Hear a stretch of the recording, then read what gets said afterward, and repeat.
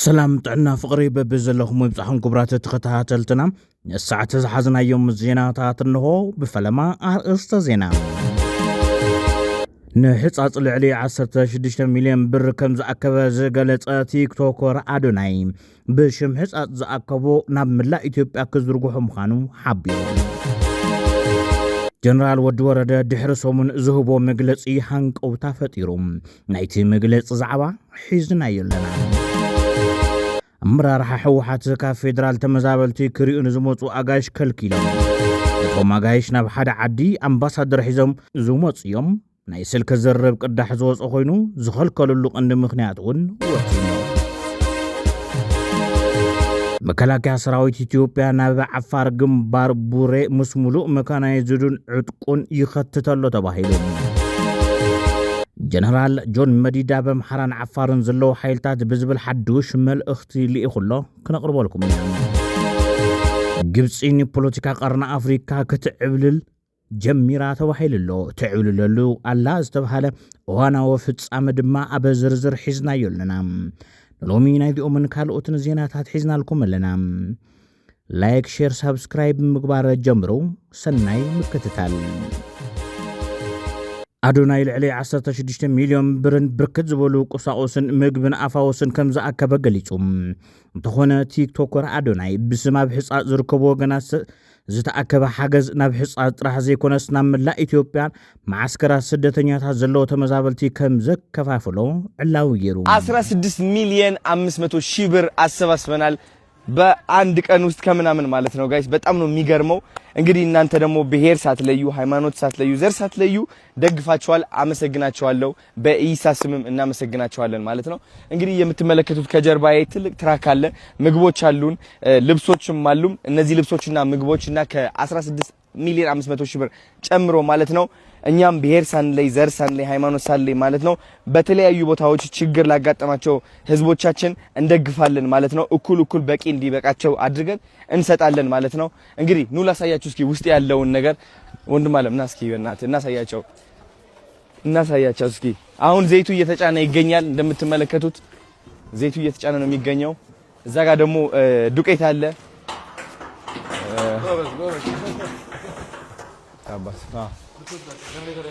ጀነሬተርም ይሄው ጀነሬተርም እየላክን እንገኛለን እንደተናገርነው በተቻለን አቅም ለማሟላት እየሞከርን ሁሉም ነገር ይሄው እዚህ ጋርም ዱቄት አሉ ልብሶች አሉ ልብሶቻቸው እነዚህ ታኪቡን የህፃናት ልብሶች ኢትዮጵያ ከከፋፈል ተገይሮ ዝብል ቅሬታ እናተላዓለዩም በኻሊገ ድማ ትግራይ ስር ሚዲያ ምስኡ ካብ ዘለው ምንጭታት ሓቲታ ዝረኸቦት ሓበሬታ በዚ ዝግበር ዘሎ ሓገዝ መንግስቲ ሕጉስ ከም ዘይኮነን ንኣዶናይን ካልኦት ሓገዝ ዝእክቡ ዘለው ወገናትን ካብ ድሕንነት ቢሮ ክትትል ከም ዝተገብረሎምን እቲ ሓገዝ ናብ ትግራይ ጥራሕ ዘይኮነስ ናብ ኩሉ ኢትዮጵያ ከከፋፍልዎ ከም ዘገድድዎምን አረጋግጽና እዚ ከምዚ እናሃለወ ድማ ኮሚሽን አመራርሓ ሓደጋ ስጋት ኢትዮጵያ ነቲክቶከራት አጠንቂቖም እቲ ኮሚሽን ኣብ ዩቲዩብ ይኹን ቲክቶክ ካልኦት ማሕበራዊ ሚዲያታትን ዝግበር ምልዕዓል ካብ መምርሕ እንድሌትን መንግስት ወፃእ እንተኮይኑ አመራር አዋጃችን ላይ ፍላጎቶችን በማናር ሰብአዊ ድጋፍ ፍላጎቶችን ማለት ነው የሌሉ ፍላጎቶችን በመፍጠር ባልተገባና በተሳሳተ ሁኔታ የሚሄድ ተቋም ግለሰብ አካል ካለ በሕግ ይጠየቃል በእነዚህ ጉዳዮች ላይ የተሳተፉ ወር የሚሳተፉ አካላት ከሚመለከተው የአደጋ ስጋት ስራ አመራር ኮሚሽን መንግስትን ወክሎ ማለት ነው በሚያደርገው ጥሪ የሚሳተፉ ከሆነ ለዚሁ በተዘረጋው አሰራር መሰረት በአሰራሩ ውስጥ ይሳተፋሉ ማለት ነው አካውንት ስርዓቱ አለ የተቸገረውን የምንለይበት ስርዓት አለ የምንለይበት ስርዓት በፌደራልም ከክልሎችም ጋር አብረን ምንሰራው ስራ አለ ከዛ በወጣና ባፈነገጠ መንገድ በተለያዩ መንገዶች በግል ሴክተር ሊሆን ይችላል በማህበራት ሊሆን ይችላል በግለሰቦች ሊሆን ይችላል በቲክቶክ በዩቲዩብ በምን የሚሄደው አካሄድ ተቀባይነት የለውም ብቻ ሳይሆን ተጠያቂነትን የሚያስከትል በተወሳኺ ኢቢሲ ንሕወሓት ትህነግ ብዝብል ሽም በመጽዋዕ ዜና ሰሪሕሎም ኣብ ስምምዕ ፕሪቶሪያ ካብ ዝተፈራረሙሎም ሓደ በቲ ናይ ዓመፅ ሽም ከይፅዋውዑ እኳ እንተነበረ ናይ ፌደራል ሚድያ ዝኾነ ኢቢሲ ነቲ ስምምዕነት ጥሒሱ ንሕወሓት ትህነግ ብዝብል ክጽውዕ ጀሚሩሎም እዚ ድማ ፌደራል መንግስቲ ብጉዳይ ሕጻጽ ከም ዘይተሓጎሰ ዘረድእ ኢሎም ተዓዘብቲ ፌደራል ሰበር ቤት ፍርዲ ዘይሕጋዊ ጉባኤ ትእምት ኣካይዶም ንዝበሎም ዶክተር ደብረጽዮን ዝርከቦም 13 ውልቀ ሰባት ስሞም ተቂሱ ብዕሊ ኣጊዶም እቲ ሰበር ቤት ፍርዲ ታሕሳስ 14/2018 ዓ.ም ንማእኸላይ ቤት ፍርዲ መቐለ ነቲ እግደ ተግባራዊ ክገብር እውን ዓዚዙ ቤት ፍርዲ ከተማ መቐለ እውን ትእዛዝ ሰበር ቤት ፍርዲ ተቐቢሉ ተግባራዊ ንምግባር ምንቅስቓስ ምጅማሩ ተፈሊጡ ይኹን እምበር እቶም ዝተኣገዱ ኣመራርሓ ዝመርሕዋ ትግራይ ቤት ፍርዲ ከተማ መቐለ ነቲ እግደ ተግባራዊ ይገብሮ ዶ ትጽቢት ፈጢሩ ይርከብ ኣብ ከተማ አላማጣ ብሽም ኮማንድ ፖስት ዝንቀሳቐስ ዘሎ ሰራዊትን ማሕበርን ምሕደራ ኢትዮጵያ ኣብ ስራሕቲ ጸጥታ ዘይኮነስ ኣብ ናይ መንነት ቅየራ ስራሕቲ ተጸሚዱ ኣሎ ኢሎም ፍልፍላትና ኣብታ ከተማ ዘሎ ፖለቲካዊ ኮማንድ ፖስት ብህጹጽ ክለዓል ዘሎ ናይ ውዲት ምሕደራ ኢሎም ንሚድያና ሓበሬታ ዝለኣኹ ወገናት ኣብ ከተማ አላማጣ ዙርዩኡን ተደጋጋሚ ጎንጽታት የጋጥሞን በቲ ጎንጽታት ምኽንያት ድማ ንጹሃን ዜጋታት ከይተረፈ ኣደዳሞት ከም ዝኾኑ ናይ ቀረባ ተዘክረዩ ጀነራል ታደሰ ወረደ ወዲ ወረደ ድሕሪ ሰሙን ዝህቦ መግለጺ ሃንቀውታ ፈጢሮም ኣብ ትግራይ ሃገራዊ ምርጫ 2018 ዓመተ ምህረት ንምክያድ ምቹው ኩነታት ምህላውን ዘይምህላውን ኣብ ውሽጢ ሰሙን ዕላው ምላሽ ከፍልጥ የሉሎ ጊዜያዊ ምምሕዳር ትግራይ እቲ ምምሕዳር ነዚ ዝበለ ብፕሬዝደንት ጊዜያዊ ምምሕዳር ትግራይ ጀነራል ታደሰ ወረደ ዝተመርሐ ልኡኽ በዝሓለፈ ሰሙን ኣብ አዲስ አበባ ዘካየደው ዑደትን ውጽኢቱን አመልክቱ ኣብ ዘውጽኦ ጽሑፋዊ መግለጺ ታይ መልሲ ወሃብ ናይ ትግራይ መልሲ ክኸውን እዩ ዘበ ኣብ ዝቐረባ እዚ መልሲ ክንህብ ኢና ዘሎ ጸገም ጥራሕ ኣቢልያ ግን ዕላው ዝኾነ መልሲ ግን ከም ንመልስ እየ ገሊጸ ነቲ ኮሚሽን ከም ዘሎ ኮሚሽን ኣባላት እዮም ተኣኪቦም እቶም ናይ ምክክር ኮሚሽን ኣብ ምርጫ ቦርድ ሙሉኦም ኣባላት ቦርድ እዮም ቀሪቦምና ኣብ ሓፂር ግዜ ንመልሶሎም ኢና ፕሮባብሊ ዝሓዝናዮ ሰሙን ውሽጢ መልሲ ዕላው ዝኾነ መልሲ ክንህቦም ኢና ናይ ምክያድ ዘይኽእሉ ኩነታት ተልዮም በዚ ምክንያት ሎም ዘበነና ክነካይደ ንኽእልን ክንብል ኢና ይከኣል እዩ ዝብል እንተቢል ድማ በዚ ምክንያት ንኽእል ኢና ክንብል ኢና ካብ ክልቲኡ ሓዲእ መልሲ ክንህብ ኢና ዘይከኣል ድሕር ኮይኑ እውን ዘይከኣለሉ ምክንያታት ክነብል ኢና ሶ ድሕር ዘይከኣል ኮይኑ ይናዋሕ ማለት እዩ ካሊእ ዝሓበግቶቶ ዘለዎ ኣይኮነን ኣይንገብርን ኢልካ ናይ ምንጻግ ኣይኮነን ትኹነታት ኣቢልካ ይከኣልን ዝብል እዩ ብዛዕባ መረፃ 2018 ዓመተ ምህረት ኣብ ትግራይ ብዘይካ ክልተ ውድባት ትግራይ ማለት እውን ሕወሓትን ብመረፃ ቦርድ ኣፍልጦ ዘይረኸበ ብኺዳን ኣመነ ዝምራሕ ባይቶናን ካልኦት ውድባት ፖለቲካ ትግራይ መረፃ ክካየድ ከም ዘሎ ኣረጋጊፀን እየን ኣብ መንጎ ኣባል ማእኸላይ ኮሚቴ ሕወሓት ኣይተ ተኽላይ ገብረ መድህንን ተወካሊ አይዲፒ ፌደራል ዝኾነ ፍጹም ዝተባሃለ ሓላፍን ተገይሩ ዝተባሃለ ናይ ስልክ ዝርርብ ወፂኦም መልካም እግዚአብሔር ይመስገን እንዴት ነህ አለን ያው ከገብሬ ጋር ተነጋግረናል ጠዋትም አንተንም አገኛለሁ ወደ በኋላ ብዬ ነበር አሁን ደወልክ በአጋጣሚ በቃ ማውራት እንችላለን አሁን ገና ከስብሰባ ወጣሁኝ ብዙ ስብሰባ ነው መልካም አይ ነግሮኛል ጠዋት ለተገናኛችሁና ጉብኝት የሚደረግበት ቦታ ይመረጣችሁት የማይድሙ እሱ መታየት የሚገባ ቦታ አይደለም ምን መሰለ የታሰበው ተክላይ እሱን ዋና እንደውም እሱ ነው መታየት አለበት አላማው ምን መሰለኛ ያሰብነው እኛ ምን መሰለ ያሰብነው እንዲያዩና ዋና በቃ በዋናነት መፍትሄ የሚባለው መመለስ አለባቸው የሚለውን ለማሳየት ነው አንደኛ እሱን የመረጥነው ተክላይ ወደ ሀገራቸው ወደ መጡበት ሀገራቸው በሰላም ይመለሱ የሚለውን ሜሴጅ ለማሳየት ነው እሱ ቦታ የተፈለገው አይዲፒ የሚባለው በቃ ወደ ቤታቸው መግባት አለባቸው ወደ ምዕራብ ትግራይ ወደ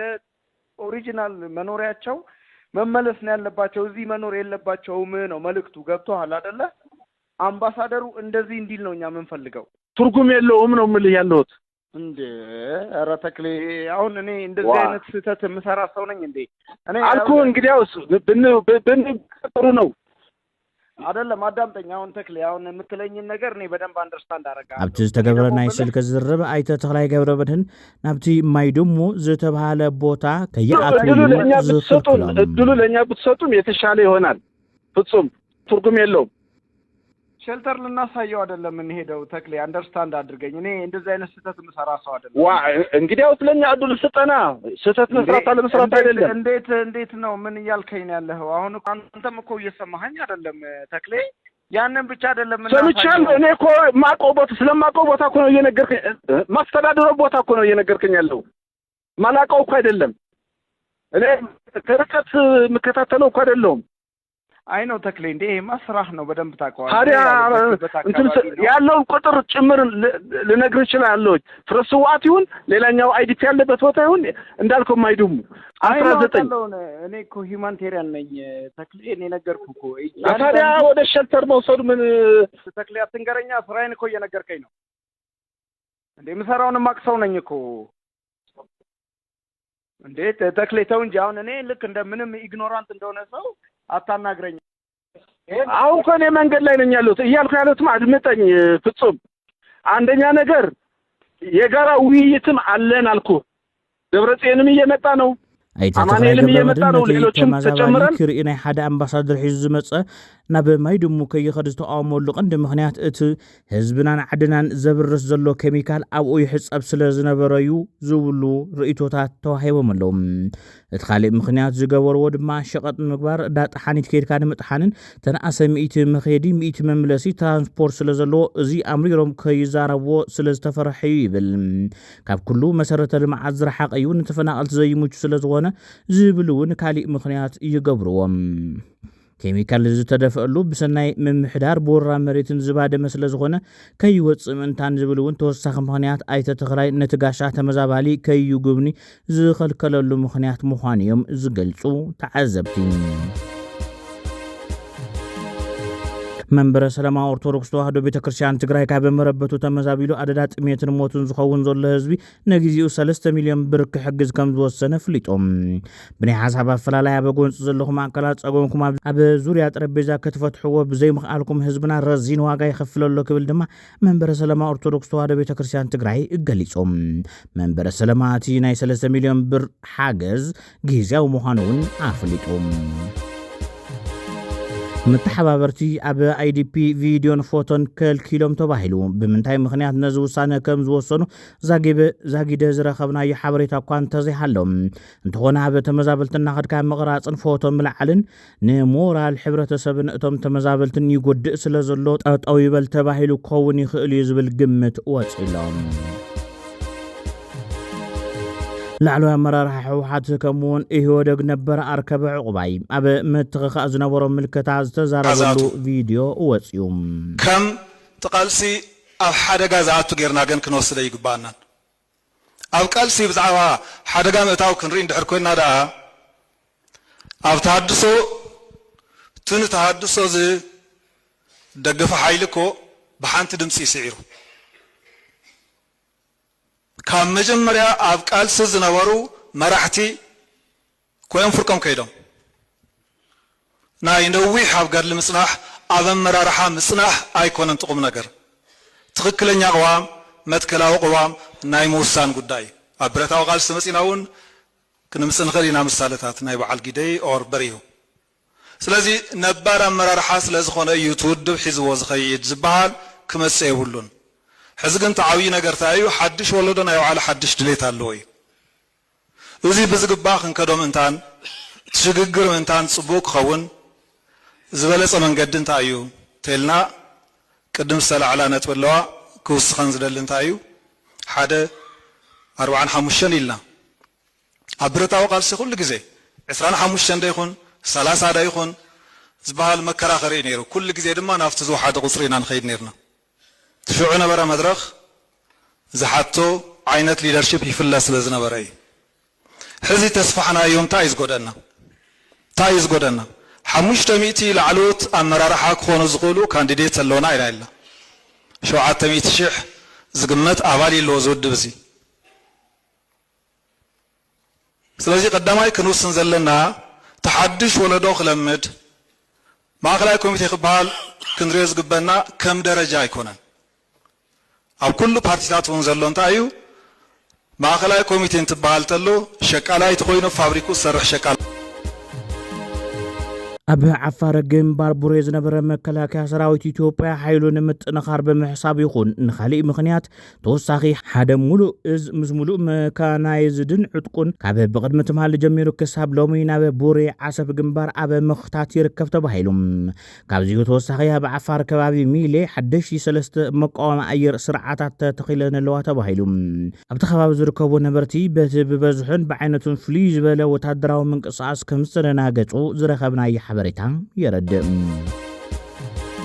ክልተ ህፃውንቲ ጨውዮም ዝጸንሑ ሸፋቱ ኣብ ኣዲያቦ ተታሒዞም ኣብ ዝሓለፈ ብዕለ 6 ወርሒ 4 2018 ዓ.ም ብሸፋቱ ተጨውዮም ዝነበሩ ክልተ ህፃውንቲ ሕዋት ትማሊ ዕለት 16 ወርሒ 4 2018 ዓ.ም ሰዓት 8 ናይ ለይቲ ብናይ ወረዳ ታሕተያ ዲያቦ ጸጥታን ፖሊስን ስርሒታ ብቁፅፅር ውዒሎም ተባሂሉሎም ጨወይቲ ወዲ 21 ወዲ 31 ዓመት መናእሰይ እንትኾኑ ንትሽዓተ መዓልቲ ጨውዮም ምስ ናይ ተበደልቲ ወገናት ገንዘብ ንኽኽፈሎም እና ተደራደሩ ድሕሪ ምጽናሕ ብዕለት 15 ወርሒ 4 2018 ዓ.ም 4 ሰዓት ናይ ንግሆ 300,000 ብር ካብ ተበደልቲ ቤተሰብ ገንዘብ ተቐቢሎም ንተበደልቲ ህፃናት ኣብቲ በረኻ ገዲፎም ሒዞምዎ ዝነበሩ ሓደ ክላሽን ካብቲ ዝተቐበልዎ 300,000 ብር እቲ 220,000 እቲ ክላሽን ኣብቲ ቦታ ህፃውንቲ ዝተሓወጡሉ ከባቢ ሓቢኦም እቲ 80,000 ብር ንግዚኡ ተኸፋፊሎም ብኣንፈት ጣብያ ለምለም ዝተባሃለ ቦታ ገይሮም ናብ ከተማ ሸራሮ ከኣትዉ ክብሉ ብናይ ተበደልቲ ቤተሰብ ጥቆማን ምትሕባርን ብናይ ፖሊስን ጸጥታን ክትትል ኣሳት ሰዓት 8 ናይ ለይቲ ኣብ ቁፅፅር ፖሊስ ውዒሎም ተባሂሉሎም ጀነራል ጆን መዲዳ በአምሓራን ዓፋርን ዘለዎ ሓይልታት ኣብ ውሽጢ ምስ ዝወደብዎ ሓይሊ ብምዃና በትግራይ ራዕዲ ንምፍጣር ይሰርሕሎ ኢሉ ኣብ ኣምሓራን ዓፋርን ዘለዎ ናይ ብልጽግና ተመወልቲ ዕስዋት ኣብ ውሽጢ ምስ ዝወደብዎ ሓይሊ ብጣዕሚ ዝተኣሳሰረ ርክብ ብምፍጣር ቀጻሊ ህውከት ክህሉ زي مرقع كله مترطار كله فرح كله سقعت كله تأمامين توشت ذلوا ببدرجة ذلوا محدار يكون زقالو سب أب سقعت مش قرار بمتاو كاب لبو كاب كند مسرح أب ممد مادن مش مقالن زي معرق آل سنة مقبار تقدر له خناتات نفتار يسرح له አዘርባይጃን ንኤርትራ ጠንቂቃ ኣብ ዝሓለፉ 3 ዓመታት መራኸብ አዘርባይጃን ኣብ ክልል ወሽመጥ ቦብ መንደብ እንትጓዓዛ ብዝተፈጠረ ለውጢ ኩነታት ኣየር ናብ ማያት ክልል ኤርትራ ብምዝምባለን ስዒቡ እተን መራኸብ ብወገን ኤርትራ ከም ዝተዓገታ ዝዝከር እዩ ኤርትራ ነተን መራኸብ ንዓይኒ ምውቃዕ ናብ ኢትዮጵያ ኣጽዋር ክሕልፋ ረኺበየን ብምባል ዓጊታተን አዘርባይጃን ግን ንብረታ ብሰላማዊ መንገዲ ንምምላስ ምስ ኤርትራ ዲፕሎማሲያዊ ጻዕርታትን ዝርባትን እናገበረት ጽንሐት እኳ እንተኾነት እዚ ብዘይ ምስኹዕ ግን ስጉምቲ ክትወስድ ከም እትግደድ ናይ መወዳእታ ኣጠንቂቓላ እዚ መጠንቀቕታ ናብ ሕቡራት ሃገራት ዓለምን ናብ ኤርትራን ሊኢኻቶላ ኣብ መወዳእታ ግብፂ ንፖለቲካ ቀርኒ ኣፍሪካ ትዕብልለላ ተባሂሉ ከም ሓበሬታ ዘ ናሽናል ዝተባሃለ ጋዜጣ